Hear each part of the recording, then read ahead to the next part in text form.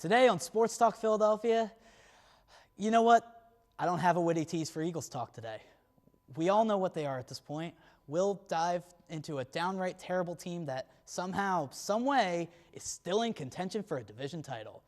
From bad on the field to bad off the court, we dive into the Jahlil Okafor saga as he finally faces disciplinary action from the Sixers. And finally, future Hall of Famer Kobe Bryant kicks off his farewell tour in Philadelphia. But more importantly, the Sixers finally won a game, people! We'll break down the Sixers' lone win so far this season. Look, I know we're at a point where talking about Philly sports should be replaced by nap time, but stay tuned, because Sports Talk Philadelphia starts right now. Let's go.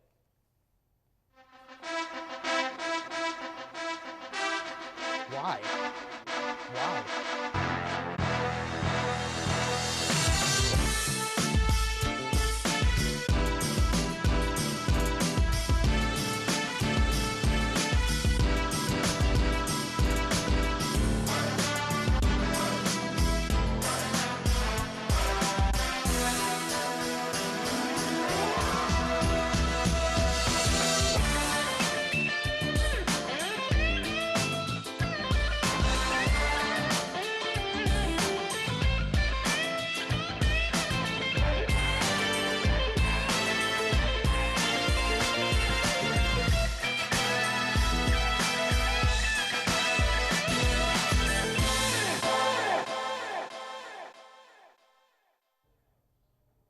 Hello, ladies and gentlemen, and welcome to another episode of Sports Talk Philadelphia. I am your host, Tyler Harper, and yeah, how about a Thanksgiving break to remember to come back to, huh? We'll get all into it, but first, let me introduce my panel before we talk some great Eagles talk. We've got Kevin Cook in the middle, and on the end, we've got Anthony Fleet, who, as we've seen on the show before, has passionate opinions about how the Eagles are playing, and I'm sure that's only amplified because, well, let's take a look at how they've been doing the past couple weeks, huh? Yikes is an understatement. They were outscored 90-31 against Tampa Bay and Detroit the past 2 weeks. 921, close to 1,000 total yards allowed. Oof, well, where to begin with this team? Let's start with a simple question. Kevin Cook, we'll start with you. Is this team dead, or at least on life support? That if it's not one, it feels like it's the other. Right now, it's got to be leaning towards dead. I know that they didn't have Brad for the past 2 games, but I don't think that he would have done much. And right. This team, it definitely appears that Chip Kelly has lost the Eagles' locker room, and with all the rumors coming out, it's not looking like it's going to turn around anytime soon, or even with Chip Kelly at the helm of it. Anthony, go for it. Well, this team was on life support probably the second half of that Miami Dolphins game, and since then they've just been totally dead since the beginning of that Tampa Bay game when they went up 7-0 and then they just proceeded to get blown out, as we all know. Where to start, as you said. Chip Kelly lost the locker room. I mean, you look at the quality of opponents that they lost to by that 90-31 score. It's not like they played the top teams in the NFL. They lost 45-14 to Tampa Bay, or was it 45-17 to Tampa Bay, and then they lost 40. Really matters that much. And then they lost 45-14 to Detroit, and those aren't necessarily powerhouse football teams. So with that being said, there's no way that you can even think that this team has a shot at having any type of success throughout the rest of the season. I say they're dead. I believe personally they might lose out the rest of the season, and a lot of these games aren't going to be pretty either. So I think they're dead. Yeah, I mean, it's funny, too, because coming off the bye, they had that, of course, the primetime game in Dallas on Sunday Night Football, huge win in overtime.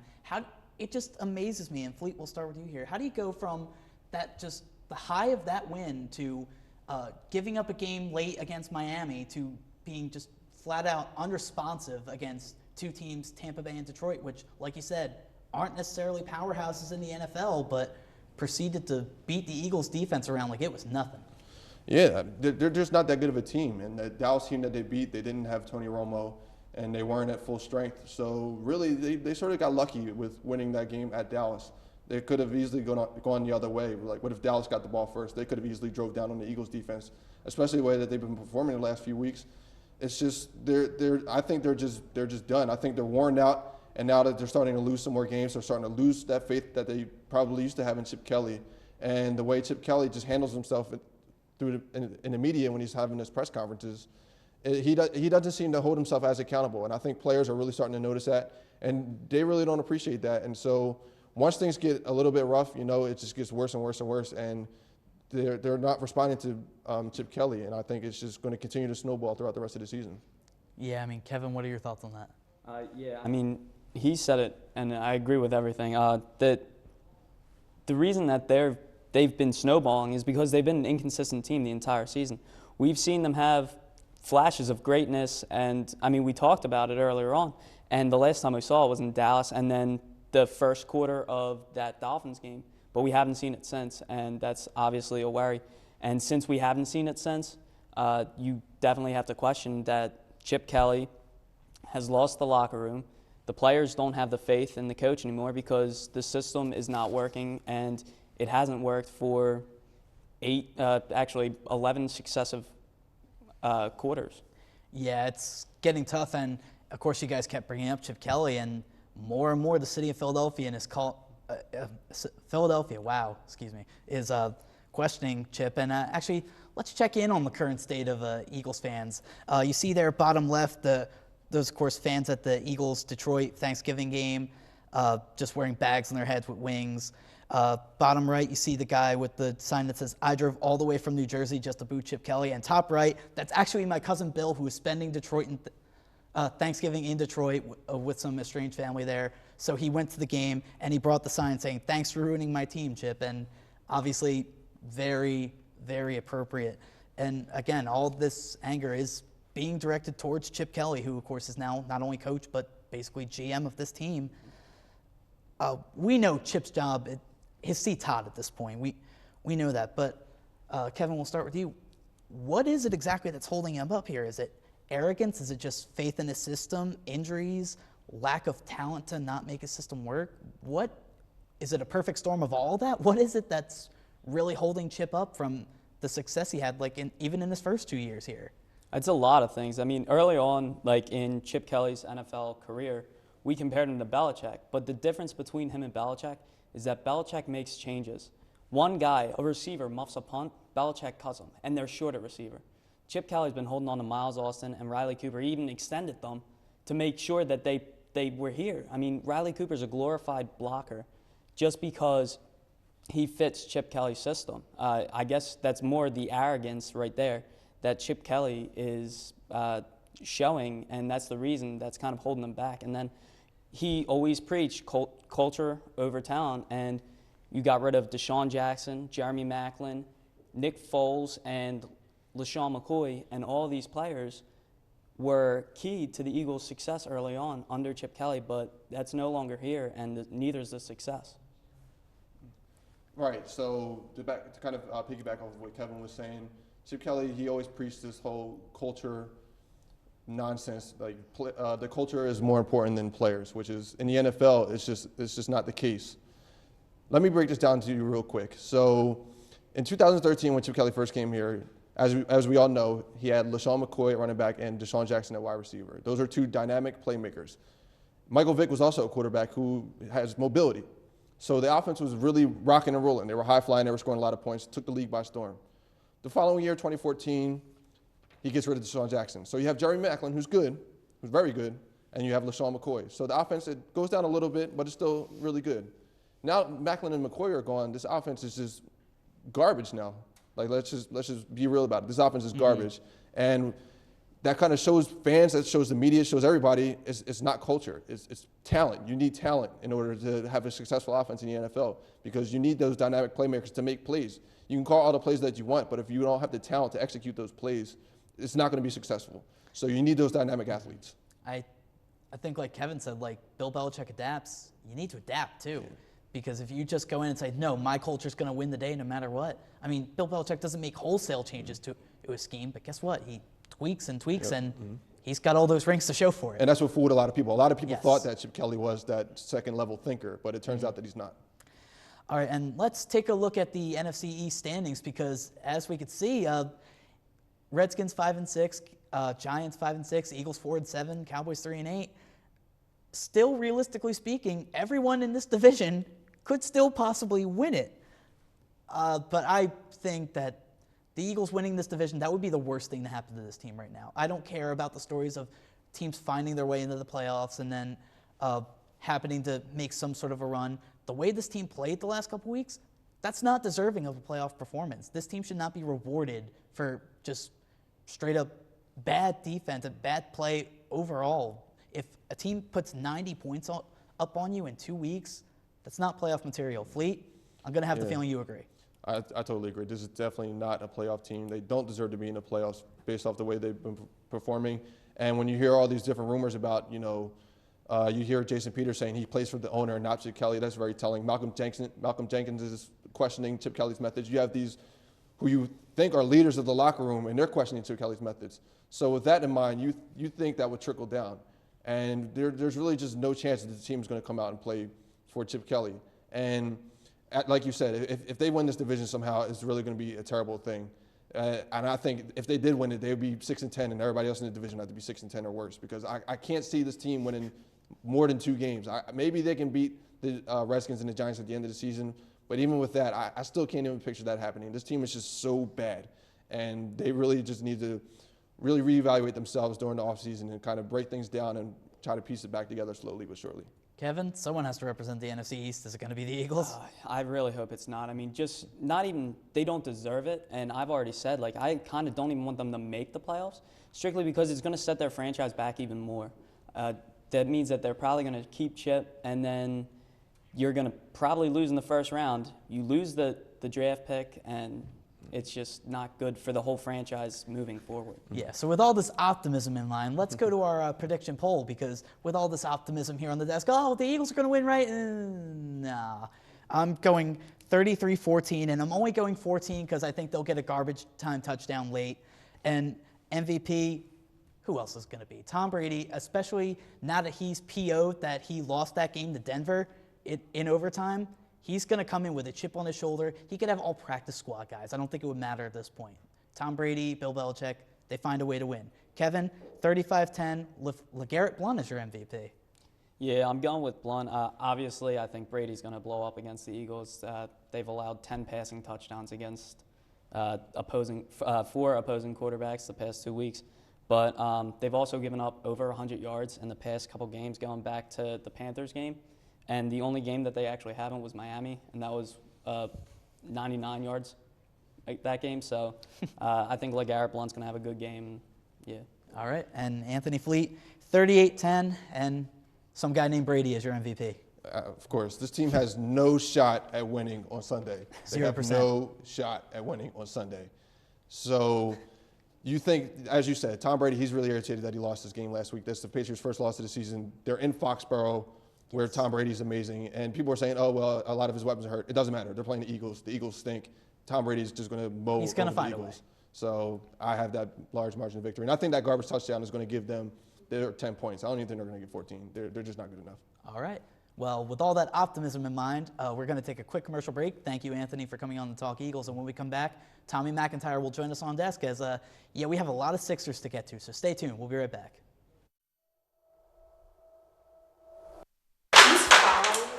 You know where my next class is.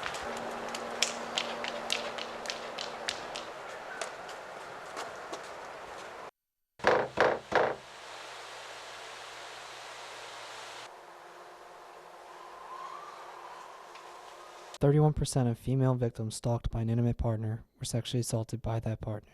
For more help, visit www.victimsofcrime.org.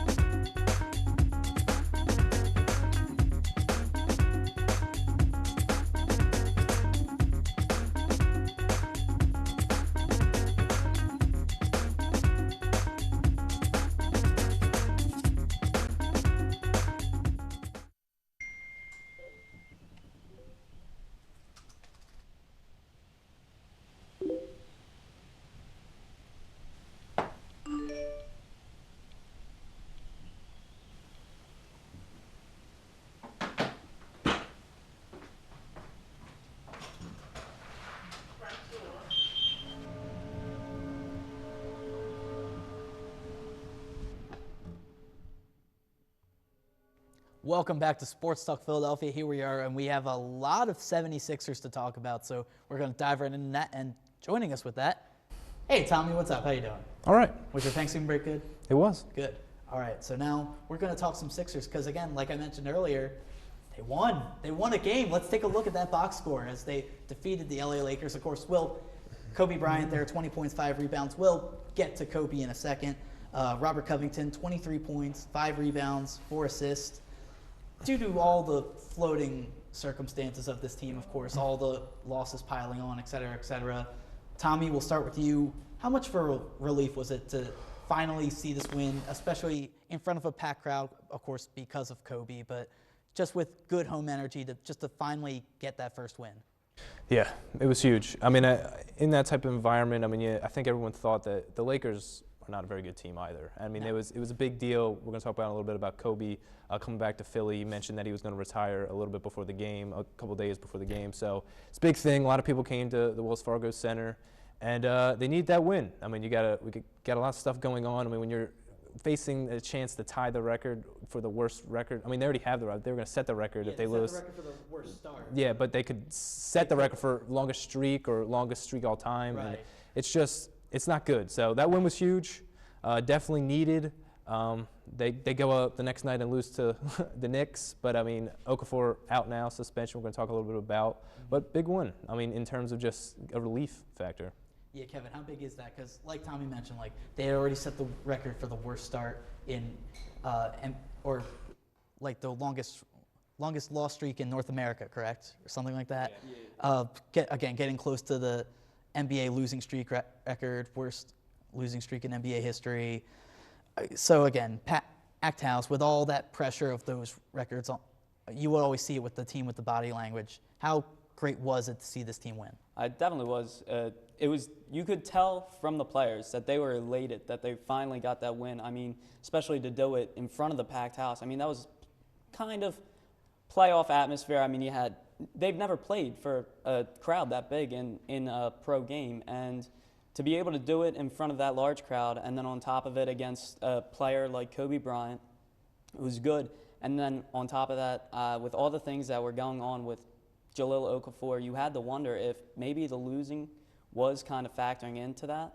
And so after being frustrated, 18 games, something like that, in a row, to get that one, definitely well-deserved, and definitely made them feel much better. Hey, you've got to start somewhere, and if after close to 20-some games you get a win, that's great. But, of course, we mentioned that packed house, and that packed house, well, it was there for a reason, and that reason really wasn't the Sixers. It was for Kobe Bryant, who, of course, went to Lower Merion High School, as you see there, before the game, honored by his Lower Merion coach. And as you could see there in the bottom right, the Eagles Instagram posted that, Kobe had a little bit of Eagle swag there. I don't know if it's just me. I think a couple other people have said this, but does it feel weird that Kobe's showing all this hometown pride all of a sudden? Because before, he never really showed it. I mean, he would wear Eagles stuff and say that he's an Eagles fan, but when asked about it, he would always kind of normally defer to the fact that, I grew up overseas in Italy because my dad was over there playing, and then I came back, and I played. But he never really showed that Philly pride, at least not to a good amount of people in Philly. But, of course, here he is, standing ovation. So, Kevin, what are your thoughts on that whole scene? I definitely thought that it was a little strange that it took him till now, but it doesn't really, or it does kind of make sense because, I mean, he's from Philly, just like everybody else from Philly's from Philly, and they have an attitude just that goes against, you want to go up against each other and you want to prove that you're the best. And Kobe was able to do that, sadly, to the Sixers and the entire city in 2001. And he said some things that probably shouldn't have been said, but cut your hearts out. And after all that, then it's kind of hard to go back, especially when you're always on that main stage as Kobe was. Mm-hmm. Tommy? Yeah, I mean, he's never been a huge advocate for Philly all the time. I remember watching him once in when the Phillies were really good in the NLCS championship game. It was one of the games I think they lost in the Dodgers, and he said he grew up as a Mets fan. So that just was even more of a notch against Kobe. Kobe's always had a hard place in the city, coming from here and saying what he did during the 0-1 finals. And maybe he also has a grudge. I mean, we have to remember, he was drafted in 1996, probably one of the most iconic drafts of all time. Hall of Famers like Ray Allen, Steve Nash, ultimately Allen Iverson, and himself, and Kobe himself. So, and he didn't get drafted. He didn't get drafted like the 13 in that draft. We took AI. I think a lot of people would say that they were very happy with us taking Allen Iverson. I mean, he doesn't have the rings, but he represented so much of the heart of Philly that Kobe probably could have, but I don't know. I don't know if he would have done the same thing AI did. And I don't know, maybe he holds a grudge that we never picked him there. But I mean, we were the #1 pick, and he was coming out of high school, and there was obviously a lot of talented people coming out that year. Right. But I don't know. I don't know what always the grudge was with the city. He does have a Philly mindset, though. You can see in his game how hard he works and how hard you admire that. But a lot of people still have you could hear a lot of boos at Kobe at the same time. Yeah. Yeah, because keep in mind, after the finals in 01, the next year the All-Star game was in Philly. He gets MVP and loud boos when he was presented the trophy. Yeah. So, but moving on from Kobe Bryant, we put it off a little bit. We kind of can't anymore. Jahlil Okafor. Of course, over the Thanksgiving break, actually Thanksgiving Day, the story first broke of course, him, really this snowballed all with him having the incident outside the nightclub in Boston, getting into an altercation with a fan, clear video of him at least shoving that fan. Then, of course, we go from that to him going 108 miles per hour on a highway, to him using a fake ID at one point. It all just snowballed. And then finally, kind of conveniently after their first win, he finally gets handed down a suspension from the team for 2 games. Tommy, should this have been handled better, or maybe even like just a little sooner? Oh, no. It absolutely should have been handled better. I mean, there was already reports from earlier in the preseason and things of him possibly having a gun pointed at him. There should have been something going on way before that. I mean, the team hopefully knew about this already. I mean, you would have thought Okafor would have said something about it, considering, I mean, that's a serious thing. And, I mean, serious issue that happened. And people have already made, a lot of reports have already said that why wasn't there security around him already? And I think that's definitely a big factor. And the fact that they put the suspension on him after we already knew about it, maybe because there's some more video dropped of incidents that he was a part of. Right. Better video maybe showed even what he actually did was worse than we might have thought.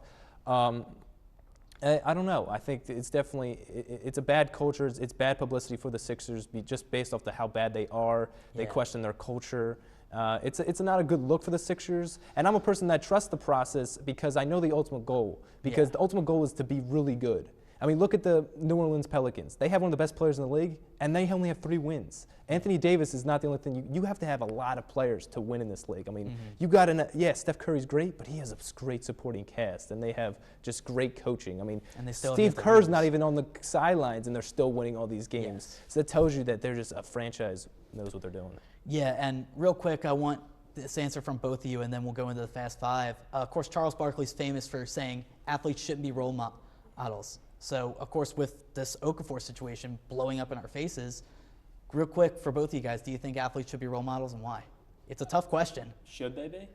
Yeah, they should definitely be role models because no matter what, kids are going to be looking up to them. I mean, there's countless stories that you could tell of great athletes and that inspiring kids, and they should try to act as if they are role models. Tommy? I don't know. I have a hard time thinking athletes should be role models. I think when you're in the public eye, you need to have some sort of responsibility to realize that there are people watching you. But at the same time, I mean, they're doing a job, and I mean, if you don't like them, then that's all that it is. Yeah, it's a tough question. Yeah. Absolutely. I agree with you. I see both sides of the fence. Who knows? Hopefully this mess all gets sorted out, and Jahlil, hopefully once he serves his suspension, gets back to normal. But we go on to the Fast Five. We're going to start with Tommy McIntyre. We mentioned the Golden State Warriors a little earlier, how they still have yet to lose a basketball game. Who loses first, the Carolina Panthers or the Golden State Warriors? Panthers play the Saints this week, to give you perspective.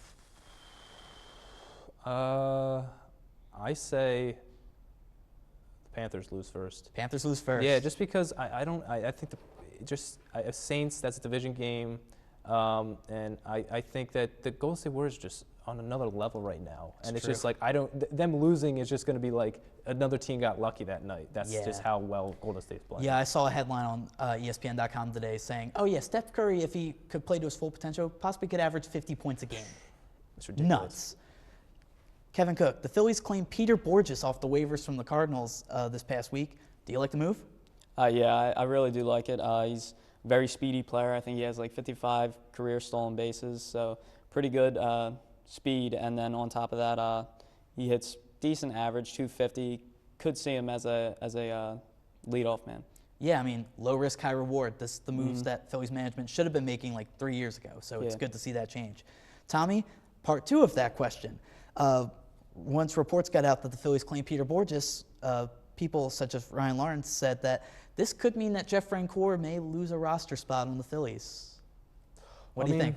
I mean, Jeff Francoeur is a veteran now. I mean, the guy's been all around, for goodness sakes, the National League East. I mean, he's been basically, I think he's on every team, right? Outside of. I think except the Nationals. Nationals the only one. So he might have even been on that one. Who knows? He's been around the league for a while, but he's a great guy. He's a great player. He really played well last year. He was a nice spot for the Phillies in a really sad season, obviously. But we're still in a rebuilding mode, obviously. This is going to take a long time. Jeff Francoeur is not going to be with the team when this all gets better. So it's not the end of the world if he isn't around anymore. Yeah, it's a little sad because he is such a great clubhouse presence. Yes. But, hey, like you said, you got to move forward. Kevin Cook. David Price got signed by the Red Sox, I believe, for $217 million. How ridiculous is that contract? I believe the richest contract ever, or close to it. Yeah, that's a lot of money right there. And I was actually saying this. He probably won't even be there. The way that the Red Sox operate, he'll probably be there a year or two, and then they're going to Another big deal will happen. They're going to find somebody to trade him to, and then rebuild and sign the next big thing. Baseball's 4 unreal. years from now, yeah. Just the way their salary works, the luxury tax is unreal. And finally, Tommy, will the Sixers win any more games before the new year? I hope so. I know, right? I don't really. I mean, winning now, their games that they win is just they give a lot of effort. You hope that they get Tony Rote and Kendall Marshall back, and you hope that they can find a way to string some wins along. Really, that's all you can hope for. All right, let's hope so. All right, so thank you, Tommy, and thank you, Kevin, for being on the show today. Thank you all out there for watching. You keep up with us on social media, Facebook, Twitter, full episodes on YouTube, whole thing. You can see it all there on social media. And so, again, thank you guys so much for joining us today. Next week, we've got a holiday episode, and it's going to be a treat. So stay tuned, and we'll see you next time.